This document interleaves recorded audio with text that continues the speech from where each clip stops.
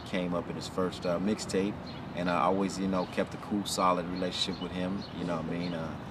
And I think he's very talented.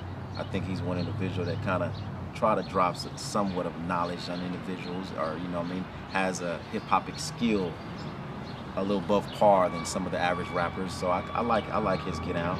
And of course, my nigga that just got out, Lil Boosie. That's who I do listen to. You know, I'm not to say he's new, but I do listen to him.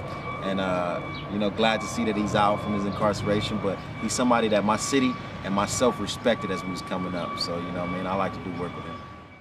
Popson was an artist on Ruthless when I was working there, and I give a lot of respect to him because he was the artist that I was working with to keep on Ruthless. You know what I mean? That I was working with from the ground up, and in myself, I was very just, you know what I mean, appreciative that I actually did see a vision in a real talented artist. But you know what I mean, the mishap he had with me, him and my stepmother, was what it was, with his frustration as an artist, as a kid, not to be put out at the time or being restricted to certain things he can do. And you know, and it's me talking inside out, you know what I mean, so knowing. And you know, he took frustration into doing certain songs and, you know, little diss records toward her. You know, it is what it is, you know what I mean, she really doesn't give a fuck. You know, most of us really don't give a fuck, but he's a talented individual that I'm glad to see progressed, you know what I mean, to where he's at right now, you know what I mean, because I actually did work with him when he was, you know, real, you know what I mean, fresh, you know what I mean, when he was just barely getting into the game. So I'm happy to see him, you know, his success. Working on my album, a lot of people didn't think I'd put out this, put out that. No, I put out one mixtape. You know what I mean? Whatever anybody else made is to them. But I put out one mixtape, which was Rebirth the Gangster Rap.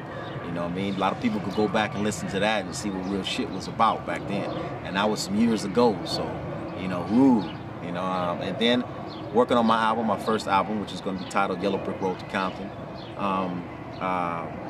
Dwelling into the you know, the movie scene, the film scene. I know everybody knows in the world what's going on. I had a big audition with the NWA movie, which is another trait that I give off to saying why I feel like, you know, I gotta push hard for my father, because it's been 20 years, 19 years, what is it? Yeah, 19 years, you know, and the movie will be 20 years for him to be just coming out to give a movie to homage, you know, what my father did. I've been told the difference in me and him in music is maybe so his delivery, because he wasn't out to be a rapper. So I'm more out to be, you know, an executive producer, entrepreneur, you know what I mean, the backing to everything. And then it came about that they did Boys in the Hood, and he put the Lokes on and went in the dark and started rapping.